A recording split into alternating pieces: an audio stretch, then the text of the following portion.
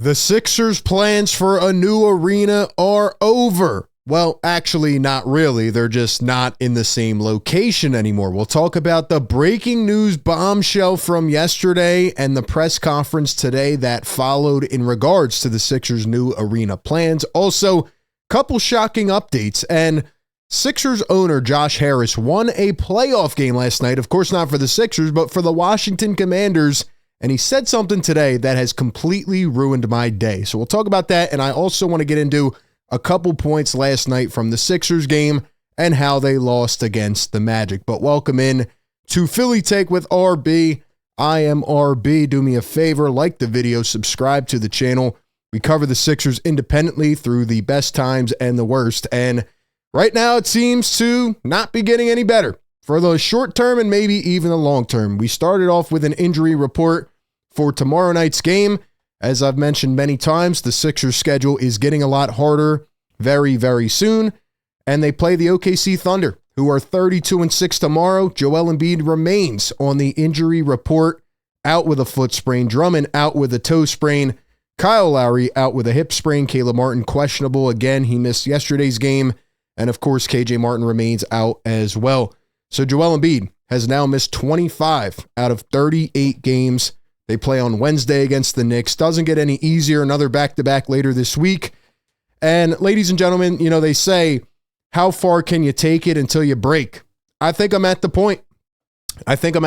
Funny enough, they're playing OKC tomorrow, who controls their first-round pick this year, and it is top 6 protected. What that means is that if it falls in the top 6, the Sixers will have their pick.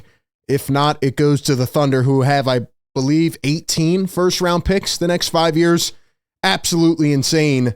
And we'll talk about Adam Silver in a little bit. But when you think about what the Thunder did and where they're at compared to what the Sixers did and where they're at, it's actually just insane. So more losing is to come. And I think I'm at the point now where I'm like, all right, you know, time to tank it up again. Ready to go down Tank Avenue and start it up, because I just don't see a way at this point that it's going to get better. We are almost at the halfway point, and Joel Embiid cannot get back on the floor. The Sixers cannot play with a consistent group. Paul George is in and out.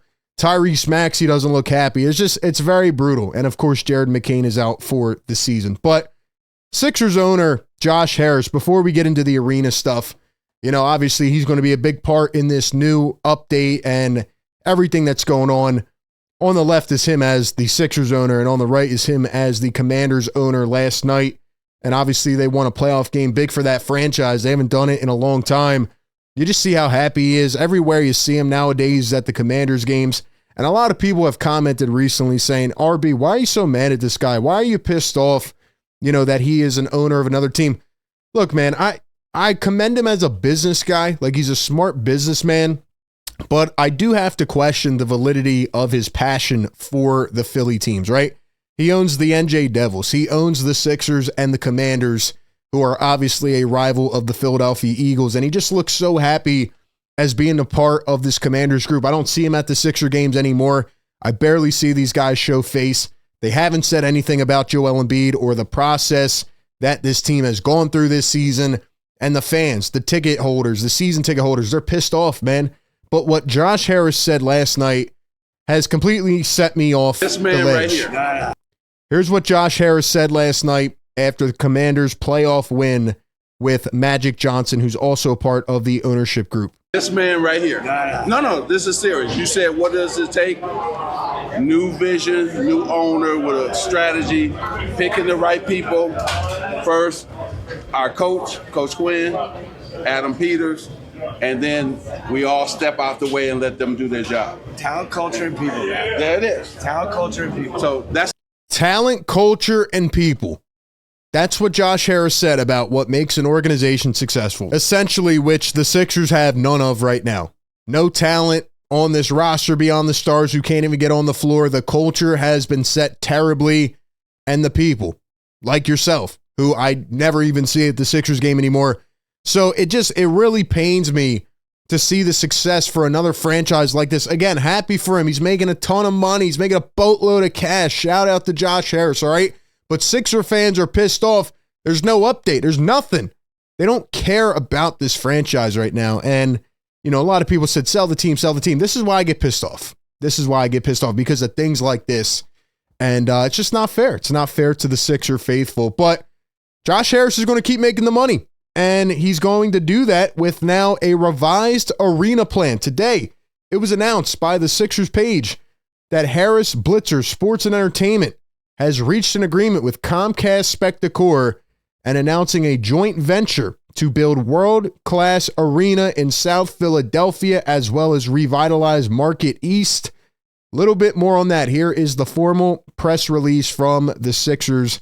I won't read the whole thing, but essentially it says they have come to an agreement to form a 50-50 joint venture to build into a world-class, state-of-the-art arena in the South Philly sports complex that will be the new home of the 76ers and the Flyers, slated to open in 2031, potential to accelerate to an earlier date.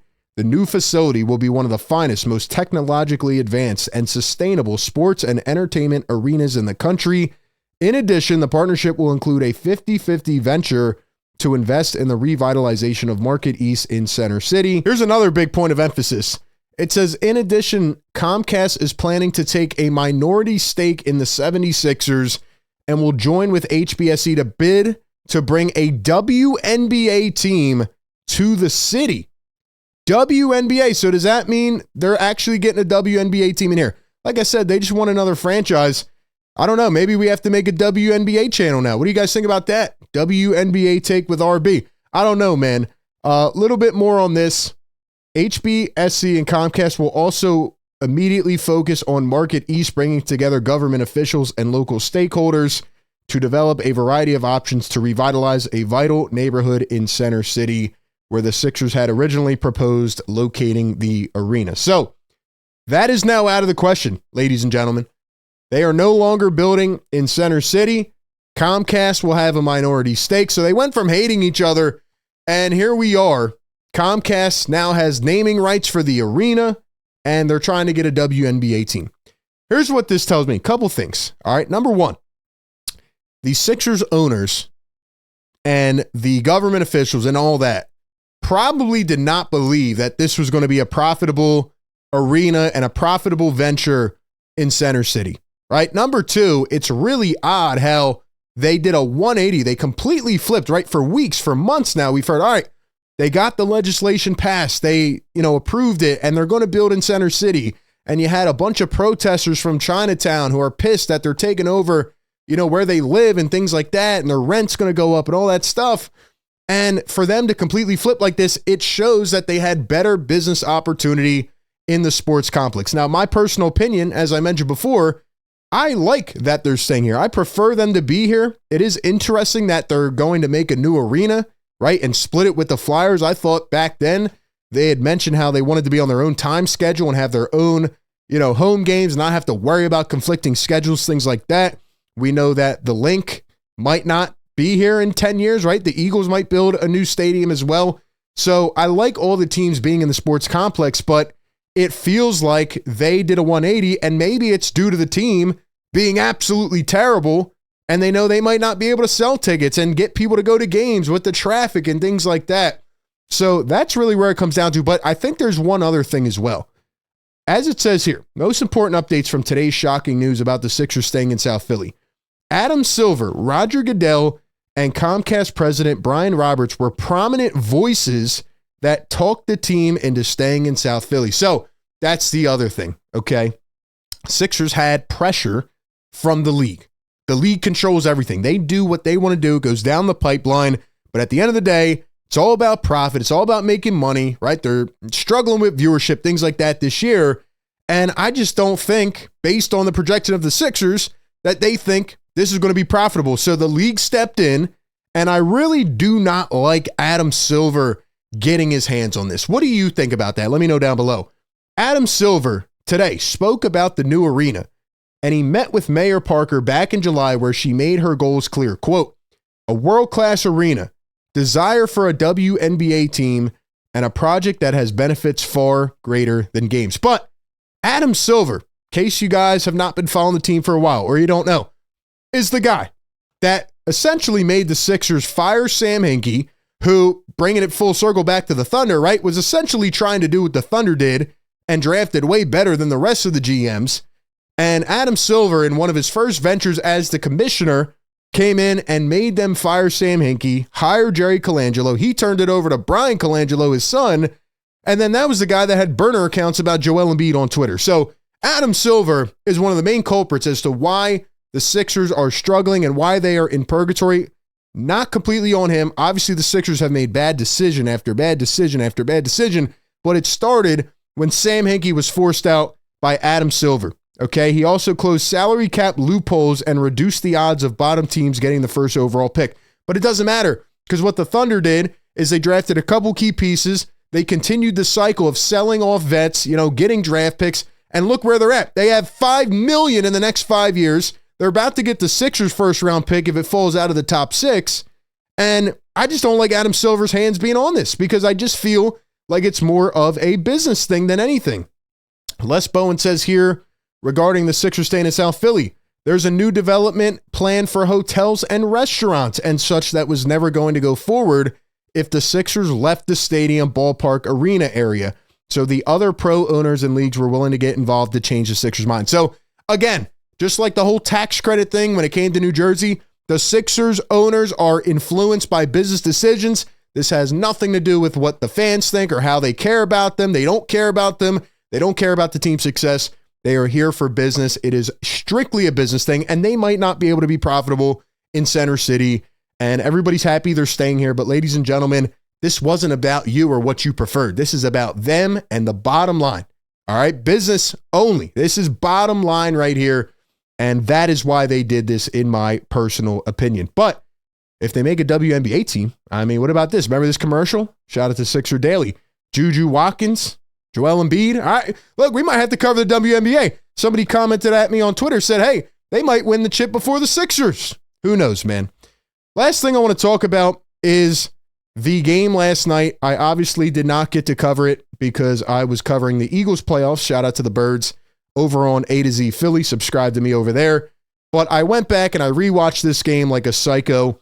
And the couple takeaways I have. Number one, Tyrese Maxey had a shot in the fourth quarter, I think at 10:15, and did not take another shot until 3:50 left in the game. That is inexcusable. He was shot chucking. He went 2 for 8 in the fourth quarter. He also got banged up a bit in the first. Thankfully, he's okay. Paul George had a pretty good shooting night. He was hitting some shots, coming around screens, couple big threes in the fourth, 25 points, 10 boards, 6 assists. But what did you miss if you didn't watch it? He got fouled out again. Paul George cannot stop fouling people. He has been a disappointment, and this team cannot beat the Magic. I know Paolo was back, but how many guys are they missing? Suggs, Wagner, a couple more, and the Sixers still cannot beat teams like the Magic down a bunch of players. They just can't beat anybody right now. They're just not that good. And the last thing, Gershon Yabusele, I was watching him very closely. He's going to be starting at center tomorrow night against Hartenstein and the Thunder. Yabusele does not try to rebound, right? As great of a role player as he's been wonderful, right? Great story. I don't understand why the coaching staff, and this is just one example of how they don't coach. They don't teach this guy to box out, to defend in the paint, to get rebounds. And that, it's just a trickle effect down to everybody else. I mean, again, your bench got outscored. You had 11 points. Look at the Magic bench. What'd they have? 40 points? I mean, it's unreal. So it's going to be interesting to see what the Sixers do at the deadline. But like I said at the beginning of this video, I just think it's time to pull the plug because you can't get on the floor. It's definitely disappointing. You're probably the most disappointing team in the NBA this season.